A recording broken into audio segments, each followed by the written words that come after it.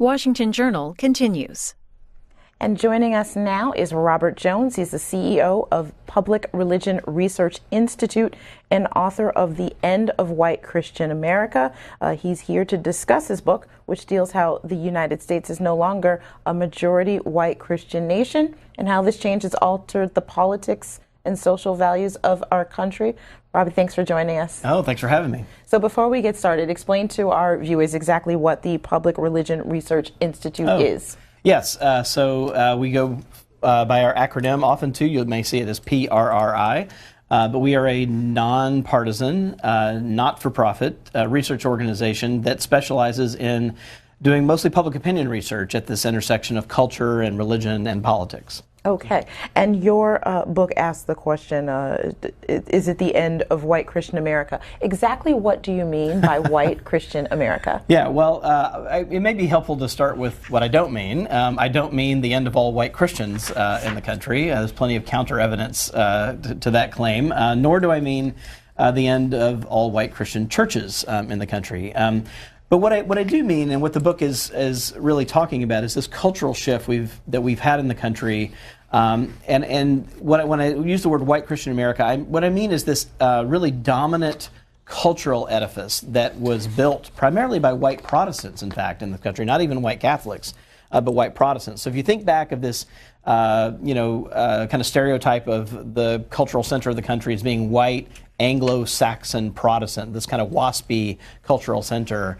It's that cultural center that I'm talking about that we really have seen the end of as the country has grown more and more diverse.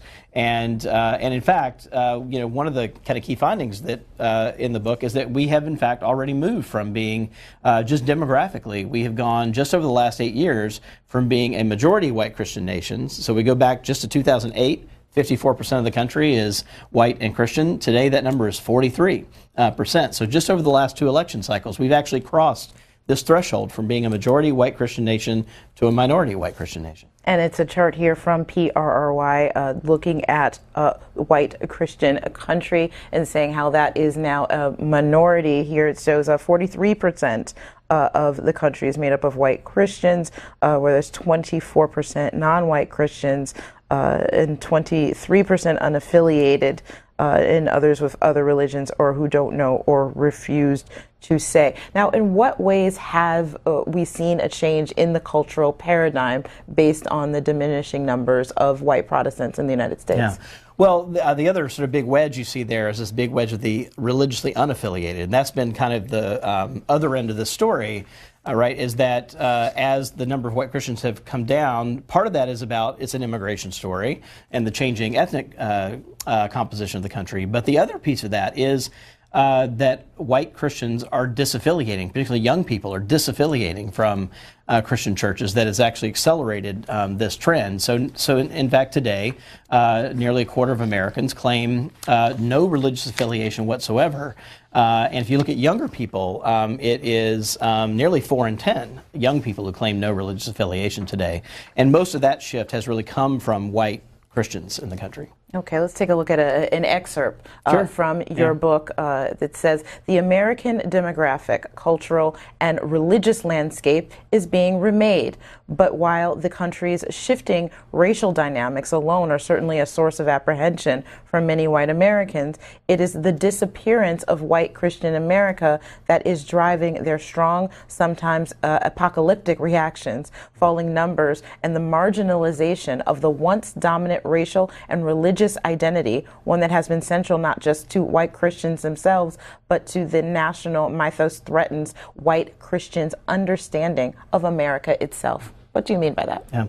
Well, I think for so long, being white and Christian has been central to what it has meant to be American. I'll give just one example. I received right after Barack Obama's re-election. I have this photo in the book actually, but I received this email, and it had this black and white photo of a white Christian family at prayer around the Thanksgiving table, and it was a lament about losing a kind of white Christian culture with the re-election of our first African American president. And I think for many, Barack Obama was a symbol of this changing, landscape. The rising number of Latinos and people who are speaking Spanish is a kind of realization. And I think the other thing is that many older white Christians are looking at their pews and seeing that the sea of heads that they look out over is more and more gray. And so kind of lower numbers of young people as younger people are leaving white Christian churches. Okay, we are talking with Robert Jones about his new book, The End of White Christian America. Republicans can call 202-748-8001. Democrats, 202-748-8000. Independents, 202-748-8002. Now, the book talks about white Christians, but you focus on Protestants. Why leave out Catholics from this equation? What's the difference there? Well, I don't completely leave them out, but the driving cultural force here has been the world of white Protestantism. And so if you just go back, to mid-century, mid-20th century, it would not be, in the 1950s, it would not be unusual, for example, to go to a country club and see a sign, or at least in the policies, the people who were not allowed in those country clubs were African Americans, Jews, and Catholics. So Catholics have often, in fact, been excluded from this story, and only recently have those barriers between white Protestants and white Catholics actually come down. Okay, and you talked about age a little bit as another chart here from PRRI that talks about white Christians by age, and it shows a pretty stark differences when you look at people over the age of 65. That 65% are white Christian, but by the time you get down to the millennials, the folks between 18 and 29, it's less than a quarter of them identify that way. Tell us what's happening here. Well, I like to think about this chart as kind of an archaeological dig down through generational strata, is one way to kind of think about it, and as you dig down, you see this stark, it's linear. I mean, you can take a ruler and draw a line through these generational trends. And that's just the snapshot of Americans who are living today by generation. So that is a lot of change in just a few generations' time, from only a quarter of younger people identifying as white and Christian to 2/3 of seniors. And I think this is a clue as to why this has sent some shockwaves through American culture, because it is a demographic trend. This happened very, very quickly. And talking about the demographic trend, in the last hour we were talking about the effects of immigration on the country. Is that a part of it? Is it because fewer people are identifying as Christian? Is it that there are fewer whites, or is it a combination of the both? Yeah, it's a combination of both. I mean, certainly immigration has been a factor, although what's interesting is that net immigration over the last few years has actually been flat or even negative. So it hasn't, in the last few years, been the accelerant. But one thing's not talked about a lot is that is birth rates. So lower birth rates among whites compared to non-whites in the country.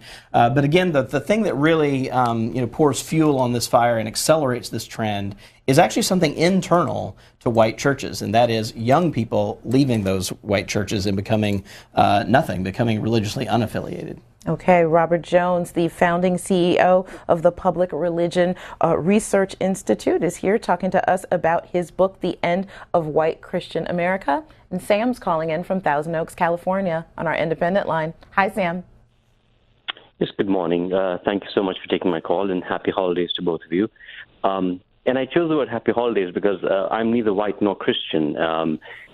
So my religion, Hinduism, this is really not the holiday season for us. Diwali happened in October, November. And it's just something that I pointed out because we had a holiday office party, and that was just a couple of days ago, whereas our holiday season was actually a couple of months ago. So with that context in mind, I'm wondering, in your book, sir, did you examine the growth of, I know you have a category, other religions. Did you specifically call out religions such as Sikhism or Hinduism? And it's important in the modern day context because a lot of Sikhs get misidentified as Muslims because of their turbans, etc. So I'll take your answer offline. Thank you. Great. So where you would find Hindus, Buddhists, Sikhs, or in that wedge that we were talking about of other religions in the country, that group has been growing, not dramatically, but it has been growing in the country over the last few decades. One of the challenges really with public opinion research is that in your typical political poll or public opinion poll has about 1,000 people in it. So if you've got a group that makes up 1% of the population, or even 2%, even Jews, for example, make up 2% of the country. There's never quite enough in a particular poll to really break them out for analysis. So it's one of the real challenges of public opinion research as we have growing numbers, but they're not quite big enough to be captured with quantitative studies unless there's a specialized study focusing on that group that is very, very expensive, and those are few and far between. But I'll take one cue from the holiday party thing, though, because I think it goes to the cultural divides that we're feeling in the country and the defensiveness that I think many white Christians are feeling around this. So we, at PRI, we just put out a poll last week about this very thing. Do we say Happy Holidays? Do we say Merry Christmas? And this kind of, so-called war on Christmas that kind of gets revved up every year about this time. What that's about really is this changing demographics that you not quite sure whether you can say Merry Christmas to everyone on the street in the way that I think it was easier to assume previously. But we found the country divided right down the middle on whether, for example, on the question of whether store clerks should greet customers with Merry Christmas or whether they should greet customers with Happy Holidays out of respect for those who aren't celebrating holidays at this time. And then I think key to this is, the way this falls out in our politics, is that Republicans and Democrats are on opposite ends of this spectrum. 2/3 of Democrats say we should use Happy Holidays out of respect for those who don't celebrate Christmas or Hanukkah at the holidays, and then 2/3 of Republicans say no, we should say Merry Christmas. So let's talk a little bit about the intersection with politics of this. As we've often discussed on this show, white Protestants made up a big part of the electorate who helped propel Donald Trump to a presidential victory. At the same time, according to another PRRI chart, it talks about how the percentage of people who voted for a Democratic presidential candidate over the past several cycles, and whereas black Protestants are voting as much as 95% for that in recent years. On the other end, you have white evangelical Protestants who vote less than 1/4% of the time in recent elections. Talk about that political dynamic. Well, one of the things you'll note from that chart, which has the last several elections cycles on it, is kind of its consistency, right? So it doesn't change that much from year to year. It looks pretty stable. And that's pretty remarkable given that the candidates that have been running in those have been very, very different. And yet it's party that really provides the stability. But one remarkable thing to me is that since Reagan, if you want a shorthand for understanding the religious landscape in politics, it's essentially this, that white Christian groups tend to lean toward or strongly support Republican candidates and everybody else in the country, non-white Christians, non-Christian religious groups, the religiously unaffiliated, lean toward or strongly support Democratic candidates. So that's the kind of divide we've been living with really since Reagan. As the Democratic Party became the party of civil rights, whites in the South in particular went to the Republican Party, and that's the divide we've been living with all this time. All right, Ruth is calling in from Houston, Texas, on our Democratic line. Ruth, you are on with Robert Jones. Praise the Lord and good morning. I am a minister and a person who loves Jesus Christ, and I don't feel that we should honor anybody else's religion for as whether we say Merry Christmas or Happy Holiday. That part I do. However, I do want to say that it is laughable about Mr. Robert Jones. Why don't they just say Ku Klux Klan, period? Instead of just, there's no such thing as a white Christian or a black Christian. And I'm a Jew, as I'm in the brown skin, but I'm a Jew because I have been grafted into the kingdom of the living God. So you can't be a real Christian sitting up there talking about white, because color has nothing to do with God. Okay, let's let Mr. Jones respond. Yeah, so, it's interesting. I hear this kind of theological point a fair amount. I appreciate that, the caller making this argument. However, as a social scientist, when you actually look at the behavior of Christians in the country, one of the reasons why virtually every social scientist and political scientist that studies the religious landscape does kind of sort the religious landscape using race and religious identification is because the political behavior and the political beliefs and values of white Christians are very, very different than African American Christians or Latino Christians or Asian Pacific Islander Christians. And it is actually, one of the, I think, really interesting pieces of the American landscape of how very, very similar beliefs, for example, like African American Protestants and white evangelical Protestants share, I would say, 3/4 of their theological beliefs, like the virgin birth, a literal view of the Bible, these kinds of things, a literal heaven and hell, are all shared. But when it gets refracted through the experience of race, they go to very different places in terms of public policy. And that's been really true in the country. I would say for those who are ministers, like the previous caller, noting that difference, I think, does raise some pretty interesting and perhaps troubling theological questions as to kind of why that is. Okay. At a post-election campaign forum last month, GOP pollster Bill McInturf discussed the shrinking number of white Americans and race overall in the election, in the 2016 election. Let's take a look at what he said. Well, look, more than half the kids being born in the country today, and younger kids are non-white. They're going to be aging into the electorate. This country will be going through an incredibly sharp change. We have today, according to the U.S. Census, the highest number of people born outside the country since 1880.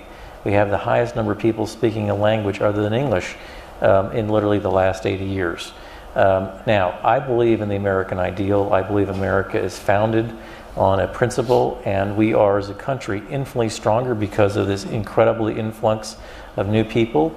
But guess what's happened in every wave of immigration in this country?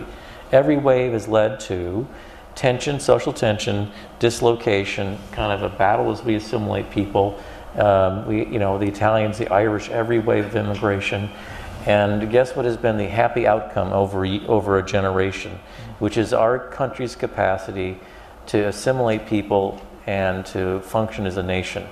I believe that will happen over time, and I think we're watching the same dislocation that took place at each different time of these immigration waves. And I think there is a right side to history, and the right side of history is no party is going to survive in this country for very long as a white party. And if you do not find a way to have some inclusive message and some capacity to motivate people around these divisions, you're not going to survive as a majority party. So talk a little bit about that, not only in terms of political power, but just in terms of cultural power in America. If this is a shrinking group, isn't it more important to focus more broadly?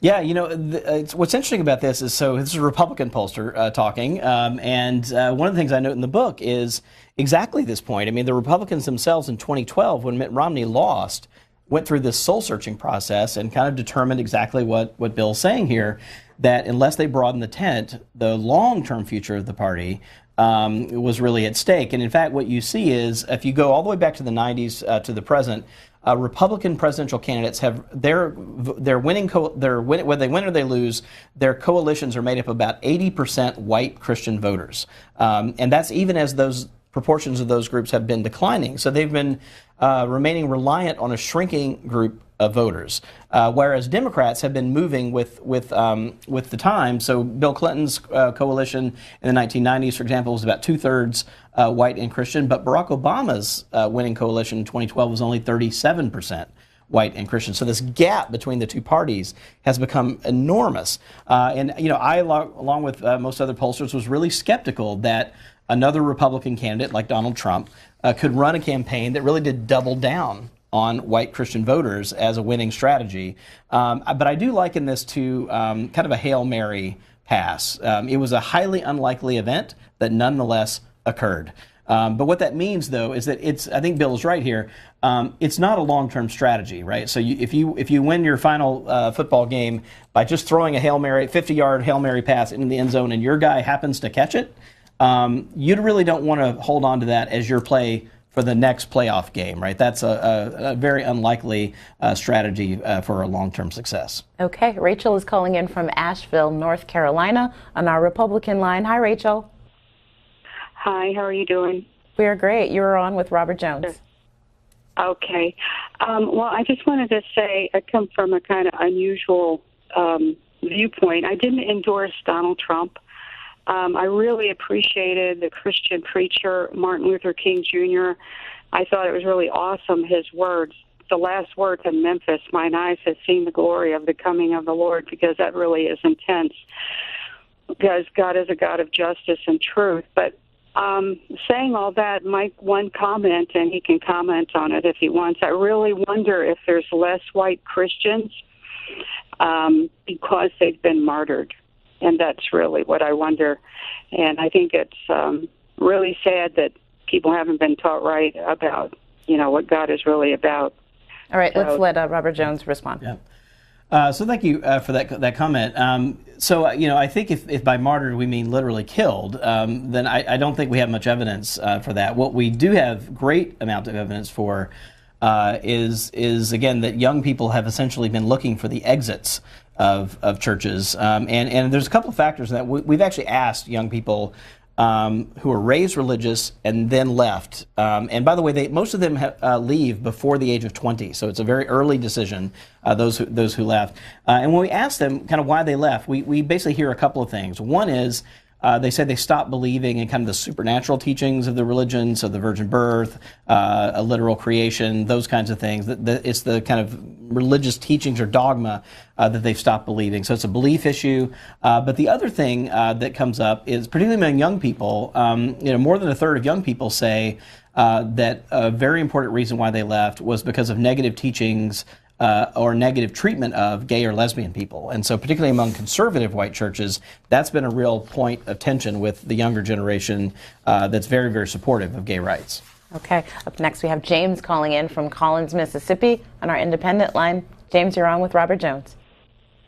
Yes, good morning. How are you all doing?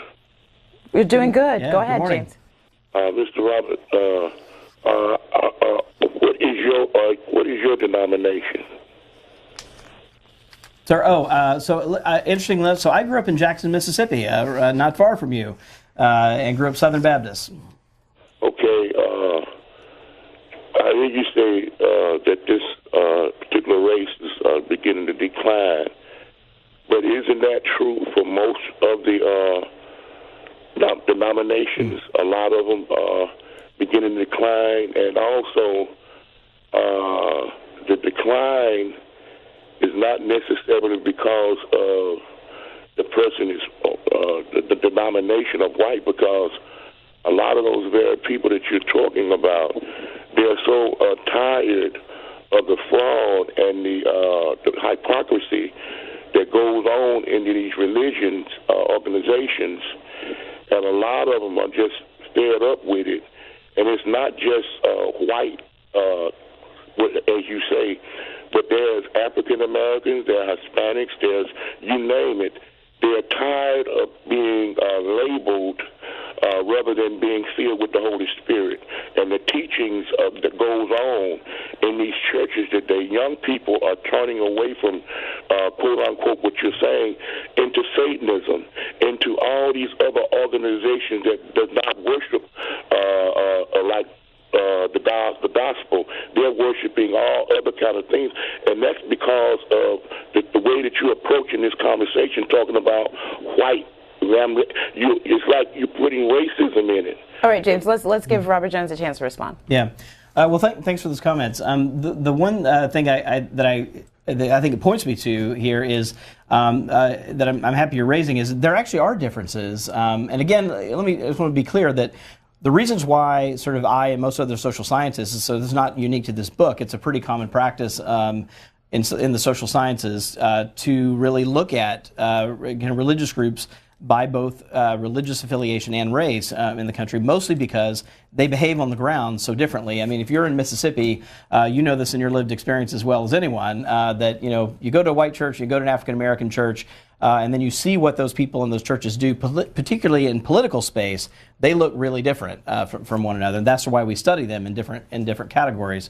But the one thing I would say is that at least at the macro level, we actually do see differences here. So among like Asian American Pacific Islander churches, Latino churches are actually growing in this country. So we see those actually expanding. African American churches over the past few decades, we've seen basically holding their own. So basically kind of generational replacement, not growth, but not also great decline either. The really great decline is really among white denominations in the country, both Catholic and Protestant, by the way. It's not just a Protestant phenomenon. All right, we are talking with Robert Jones, who is the founding CEO of the Public Religion Research Institute, also a columnist for The Atlantic, and he's talking about his new book, The End of White Christian America. Now, you pointed out on the issue of younger people that a lot of factors, including support for same-sex marriages, is driving this. In one of the charts in PRRI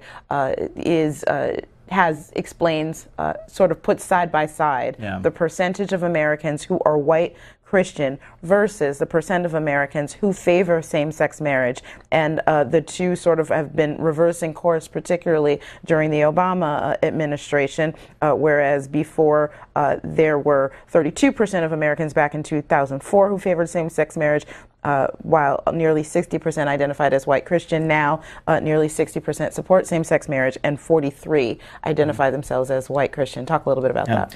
Well, it's a little bit of an unusual chart, right? We've got a demographic trend and an attitude trend on the same chart. But the reason why I dropped them on the same chart is because I think if you want to understand a kind of white Christian anxiety that we saw in this election cycle and that I think Donald Trump actually tapped, that chart goes a long way toward explaining it, right? Because if you think about yourself as kind of a Republican, white Christian, or conservative, these trends are fairly fast and they're fairly alarming, right? So if you go back to, again, just 2 election cycles ago, only 4 in 10 Americans supported same-sex marriage. Right, today, that's 6 in 10 Americans supporting same-sex marriage. So if you think about that, you go from 2008, if you're a conservative white Christian, you were a majority of the country demographically. A majority of the country agreed with you, likely, on the issue of same-sex marriage. And today, neither of those things are true, right? You're no longer a majority of the country, and a majority of the country, in fact, disagrees with you on this kind of flagship issue, really, for many white evangelical Christians of gay marriage. It was a very symbolic issue. And so I think it has gone a lot to this feeling of vertigo, I think, among many conservative white Christians as to what's happened in the country. And in fact, I think the way it comes out for most of them is what's happened to my country is the way it comes out for many of them. All right, Jamie's calling from Kentucky on our Democratic line. Good morning, Jamie. Hey, good morning. Y'all okay today? We are great. You're on with Robert Jones. Go ahead. Okay, I am a white Christian, and I, just like the lady said earlier, though, I don't see a color when it comes to religion or Christianity. It's knowing that or believing that Jesus Christ is your Lord and Savior, and believing in Him, and I do. And I think that I've seen this graph, the decline, and I've seen the millennials was the decline, and it's just been getting the decline has been getting more severe as time goes on. And I think a lot of that, to me, is I think it's popular media. I think like MTV and a lot of these, popular media, has been, I think, pushing a lot of that in a way that it takes me too long to try to explain that. But it's just like America was founded on God. And, it was founded on God. And we now, to me, America is a melting pot. And for everybody, and the religion, it's like now, if you try to voice your religion, it's considered as hateful in a lot of ways, and it's just, I don't understand a lot of people's views, and like, I am a Democrat, but I was for Donald Trump, and it was basically completely based on because of I thought that he was more for the evangelicals. And here's the thing about about the same sex that you all was talking about. If they think that it's so normal and right, if the world was full of same sex people, there was no way it couldn't last. There'd be no reproduction. It's a contradiction itself. And I just want to say one last thing, that Jesus Christ is the Son of God, and every knee will bow to Him one day. Okay, let's give Robert Jones a chance to respond. Great. Well, thanks for that. I mean, I think it's interesting. So we had a Democrat from Kentucky, evangelical, voted for Trump, right? One of the things I think this leads to, but if you listen, I appreciate the call. That one of the things I hear in that is, I don't understand these changes in the country. I don't like these changes in the country, and that was one of the things that pushed me to Trump. And I do think one of the things I've argued to explain maybe one of the biggest mysteries in the election was why 81% of white evangelical voters voted for Trump. That's actually a new high water mark in support for Republican president. And one of the things I think happened there, because he doesn't really fit the so-called values voter mold, right? He's married multiple times, doesn't really have a kind of history with churches, curses from the stump. I mean, all kinds of ways is an odd fit, and yet set a high water mark among these so-called values voters. And what I argue is that Trump was successful in basically converting values voters into being what I called nostalgia voters, right? And that is for a group of voters who were wistfully looking back, right? His "Make America Great Again," that last word "again," I think for many was the most powerful piece of this, looking back to a time when white Christian values had a kind of more control, more prominence in the country, and when things like same-sex marriage and more women in the workplace and civil rights and all that stuff, it was pre all of that stuff. And I think that's part of what happened here is that Trump was actually made this appeal to turn back the clock and to kind of turn the tide on many of these cultural changes that white evangelicals found very, very uncomfortable. Well, let's take a look at an excerpt from your book that talks directly at that point about white Christian America's institutions. It says, in its heyday, a set of linked institutions reinforced white Christian America's worldview across generations. The Young Men's Christian Association, YMCA, the Boy Scouts, the Masonic Lodge, and the local country clubs with its limits or even outright bans on memberships for Catholic, Jews, and ethnic minorities. White Christian America has its golden age in the 1950s after the hardships and victories of World War II and before the cultural upheavals of the 1960s. June Cleaver was its mother, Andy Griffith was its sheriff, Norman Rockwell was its artist, and Billy Graham and Norman Vincent Peale were its ministers. Talk a little more about that. Yeah, so this was I think it's in a section called The Social World of White Christian America, where I was just trying to kind of describe some texture to it. I think earlier in that same passage, to kind of tie some trends together, I also say it was a world where you could walk down the street and say Merry Christmas and not think anything of it, right? That would not be possibly offensive to someone. But I think it was a kind of, it was a very insular world. And I think it was also a world that was only visible from the inside, right? If you were white and Christian, that's what the world looked like. If you're African American, that's not what the world looked like in the 1950s for sure. But if you were white and you were Christian, you were inside that world. It was a fairly comfortable place to be. And I think as that's broken down, and particularly it's been challenged, it's been dismantled in many ways, I think that's part of, again, this kind of sense of cultural vertigo that many white evangelicals are feeling now, because many of these touchstones are just not there. Like even the YMCA is now just going by Y. It's dropped the Men's Christian Association piece of that, and you can see that in a lot of companies. Or the Masonic Lodge's membership's gone way down. But I think it really is this sense of a kind of lost cultural world, and this deep sense of nostalgia that I think is driving a lot of the anxieties that we're seeing actually playing out in our politics. All right, Floyd is calling in from Virginia on our Republican line. Floyd, you're on with Robert Jones. Yeah, thank you for taking our call, our C-SPAN. And Robert, like I say, you're really quoting Bible there, because this is the end days. We're living right now in the end days, and it said there'd be a great falling away. That's why you see it was a third of God's children followed Satan in the first earth age. 1/3 of them. So they're here now. They was born into this to see who they would follow when Satan comes back, because Satan is on his way back. I hope everybody's got a pen and they can write down a number. It's 1-800-643-4645, or they can go to www.shepherdschapel.com if they want to learn the truth, because there's a whole lot of truth that ain't been told. Well, Floyd, do you have a question for Robert Jones? Well, I was just commenting. You want me to comment on the comment? It's Bible. The third of God's children followed Satan. The first earth age, they're put here now in these last days to follow Satan, and they're here now. So that's the reason you see all this great falling away. And Jesus was not born in December. He was born in September. He was conceived in December for all you abortion people. You're celebrating his conception. He was born September about the 28th or 29th. So that's biblical too. And you go to that number, that website where I told you, and you can find all this information out. Let's give Robert Jones a chance to respond. Yeah. So the end days, right? This is apocalypse, very literally a reference to the apocalypse. I think one of the reasons why like this election felt so divisive is because, in many ways, particularly I think on the conservative side of politics, it did feel kind of apocalyptic. And one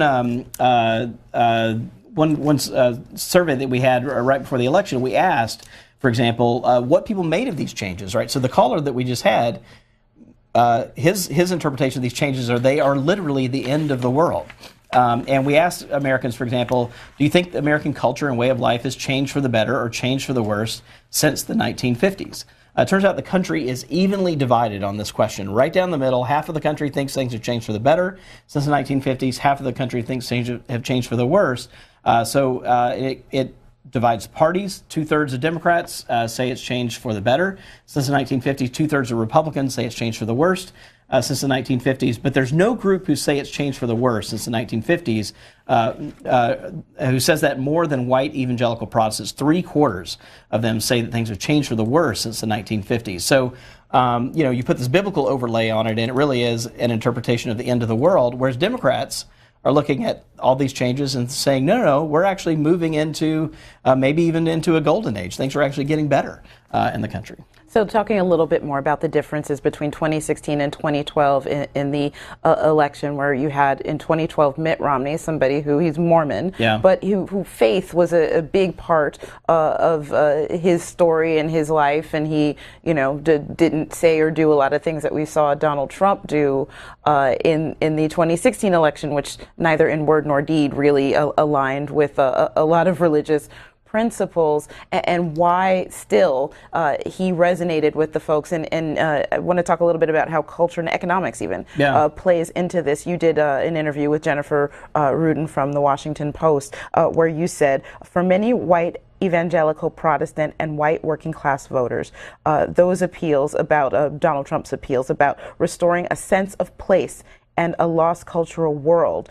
Trump's promise is that if he is elected, the factory gates will reopen, the boards will come down off the storefront windows, the pews will fill, different races and genders will be clearly defined and will know their place, and America will make sense again.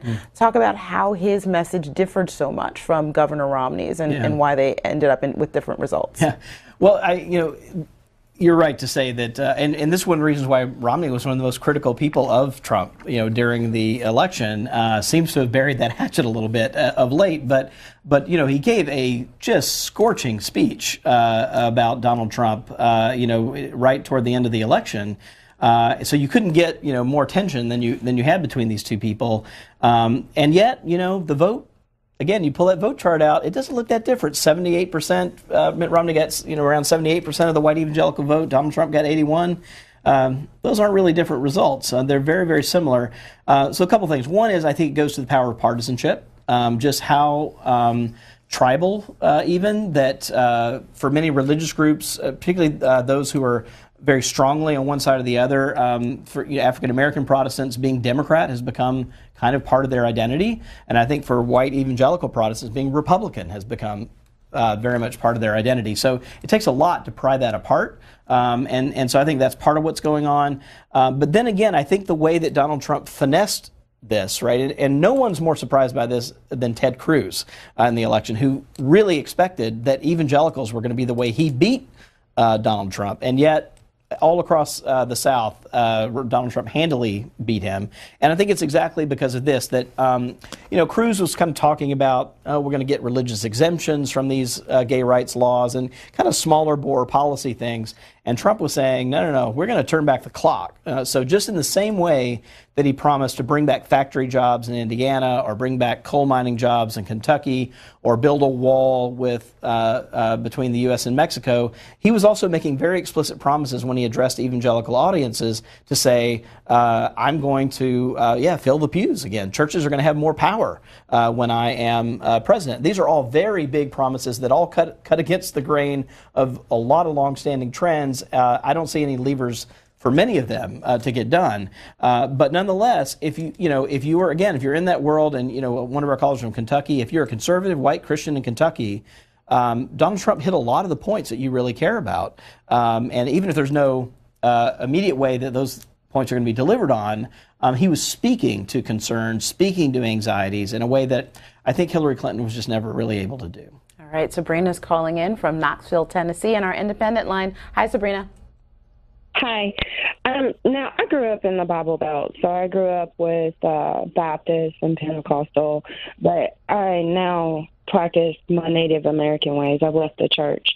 But the reason why that I think a lot of people have left the church is because the church is very judgmental when it comes to people being different. You have a lot of young people that are addicted to drugs and have difficult lives, and the churches aren't very understanding when it comes to that. So I think that's why the younger people have left the church. But in our country, the white Christians have always pretty much had a lot of power in our political system. But I think the reason why everybody rallied behind Trump is because our government has become very oppressive. We have the child support system that pretty much takes all of our money. We have the court system that also gets a big chunk of our money. We have our factories closing and going to other countries because we're too expensive to employ. And I think that's what America's tired of. We're tired of having blocks put in our way. We are tired of basically being beat down with an I can't stick. And when I say that, I mean, there is so many blocks in a young American's life that we have to overcome just to be able to break even. And I think that's why everybody is tired of Hillary, and that's why they voted for Trump. Okay, let's get Robert Jones' reaction to that. Yeah.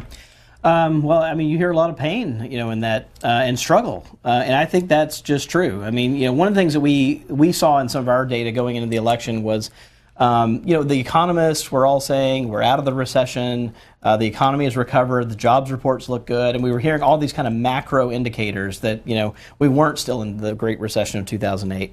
But when we asked everyday Americans whether they thought we were still in a recession or not, 72% of them said yes, they still think we're in a recession. And I think this great disconnect between the kind of macro indicators and what people were actually feeling on the ground in terms of economics certainly played a huge role. And so you put this kind of economic struggle, and I think one thing we're still, as she mentioned, drug addiction. I think one of the things that the sort of white middle America is experiencing that people are just getting their heads around is this opioid addiction that has decimated white working class communities in the Midwest and in the South, and particularly in rural areas. And it's broken up families, it's broken up marriages, it's just really people have lost jobs, and even the jobs that were there. So it's been a really tough time economically. And then you put on top of that these big cultural changes on top of that economic thing. And it's a pretty volatile mix. And I do think she's right. This is one of the reasons why, even if people had misgivings about Donald Trump, they reached for him, I think, as a mechanism for change, that something had to change, and maybe he might do it.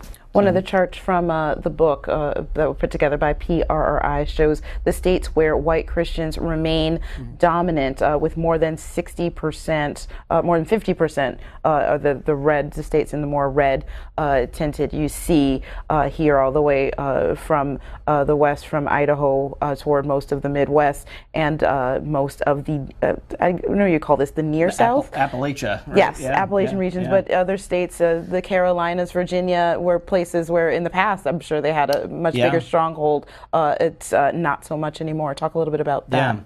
Yeah. So this map actually surprised even me a little bit, even though I've been staring at these numbers, because what that map is the density of white Christians. And so the states that have actually higher densities or higher proportions of white Christians aren't the Deep South, right, where you kind of think about it sometimes, but they're the upper Midwest. It's all those states. And that map has nothing to do with politics, but if you overlaid the states where Donald Trump did better than Mitt Romney did, the biggest movement are in those states. And when we actually did a correlation, we looked to see the correlations between the density of white working class people in those states and the density of white Christians in those states.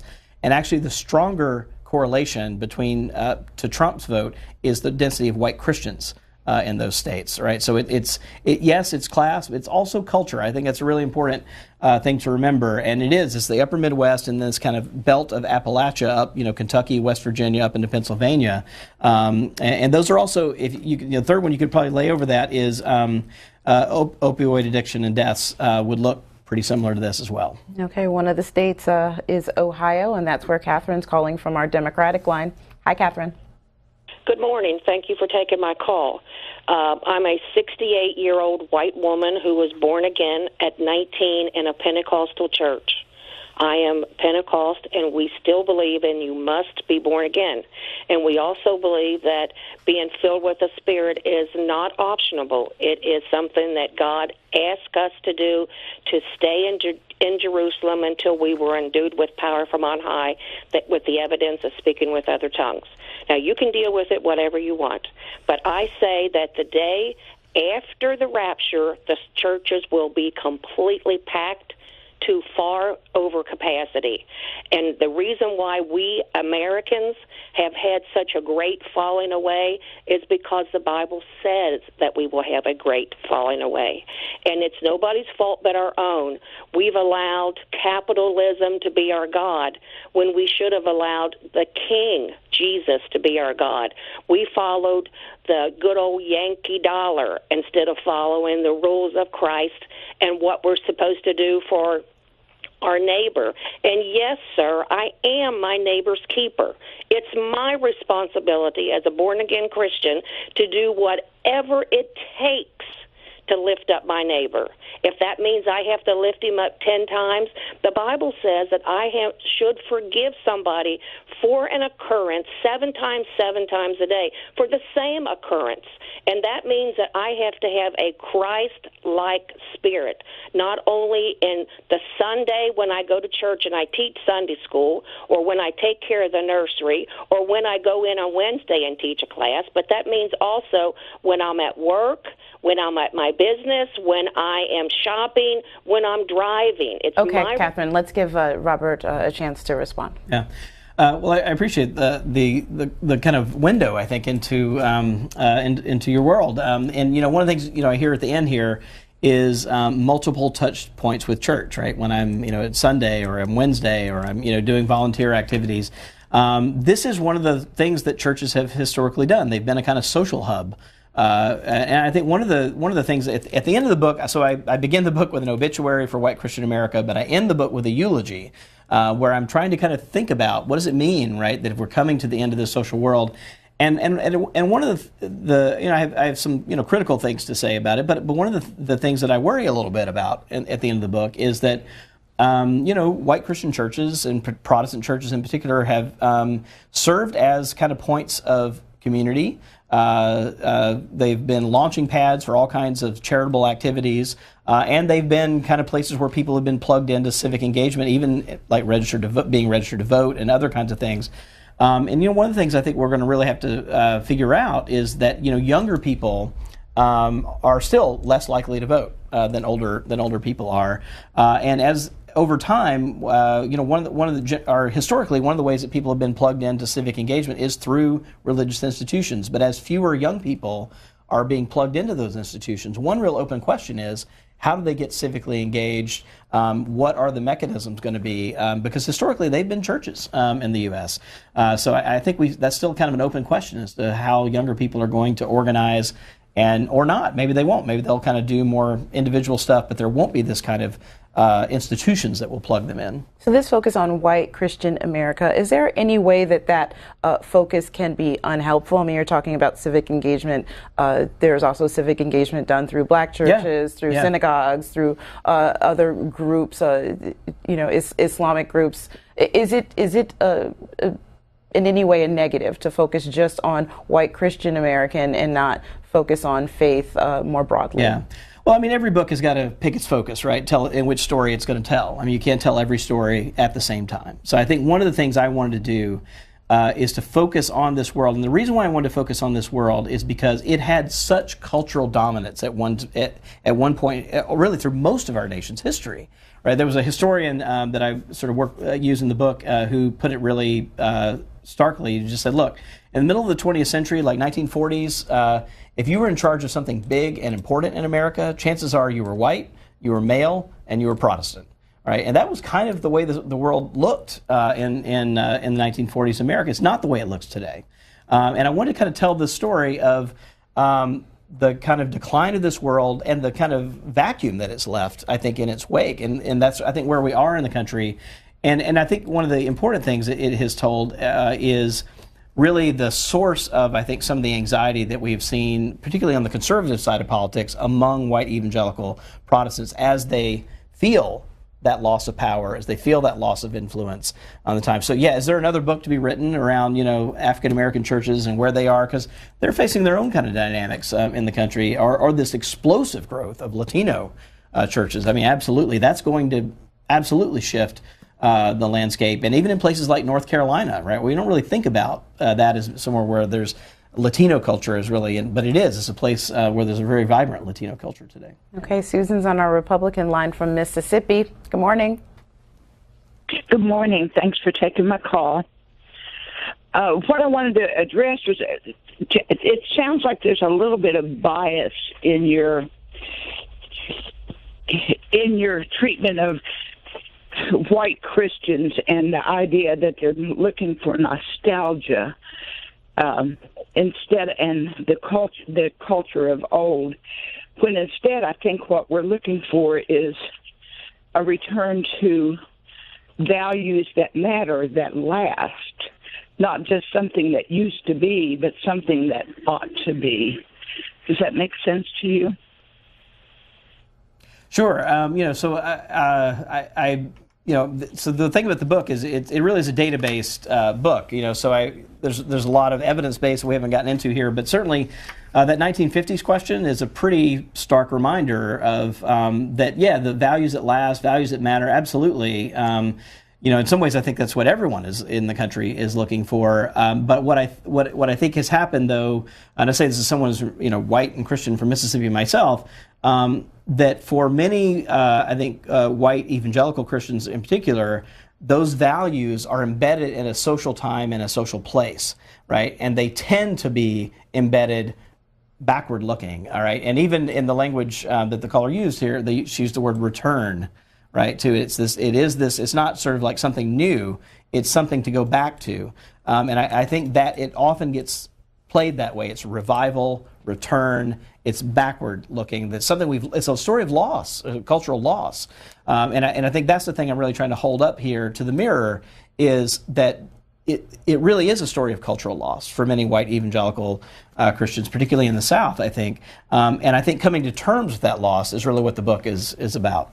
To what extent is the change attributed to, or does it involve race or even racism? And you're talking about going back to a different time in the 1950s. That was a pre-Civil Rights Act. That was before the transformation that the country really had based on race and civil rights. How are those two things related? Yeah.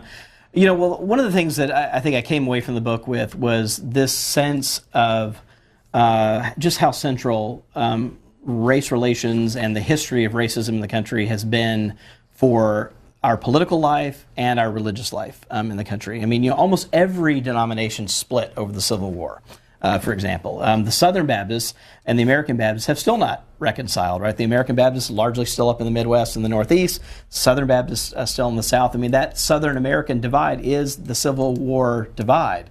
And it was essentially over a missionary, whether a missionary appointed by Baptists could own slaves. And the South said, yes, they can, and the North said, no, they can't, and that was the divide. And so, and then in our politics, the way we get the kind of lay of the land between Republicans and Democrats is essentially the 1965 Civil Rights Act.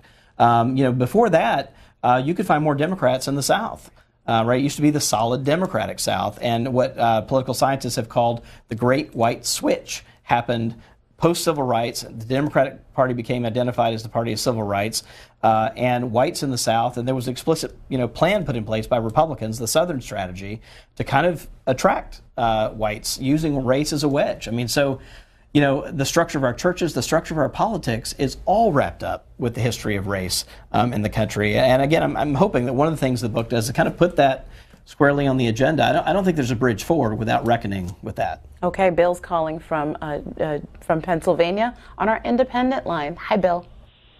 Hello. As far as the impact on the election, I think you might term this white-lash.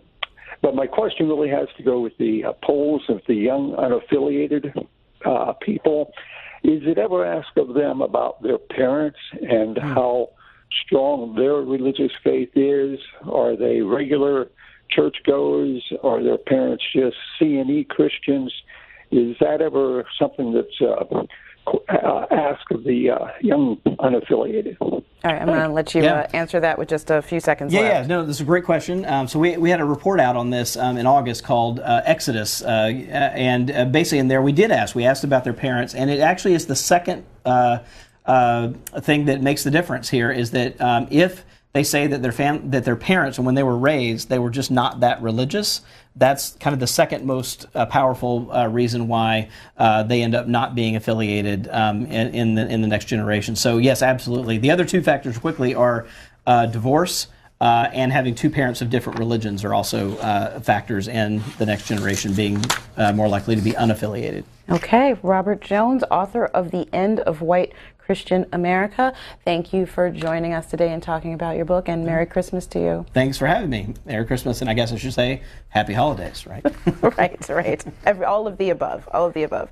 And on tomorrow's Washington Journal, we will be joined by Linda Feldman, who will be here to discuss her recent article, How Donald Trump is Already Remaking the Presidency, and Donald Trump's effect on the Republican and Democratic parties. We will also be joined by Tevi Troy. He will be here to discuss his book, which examines how presidents respond to disasters, how their decisions can make or break their presidency, and why Americans should be prepared to handle disasters on their own instead of expecting the federal government to save the day. That's all for today's Washington Journal. We will be back tomorrow at 7 a.m. Happy holidays.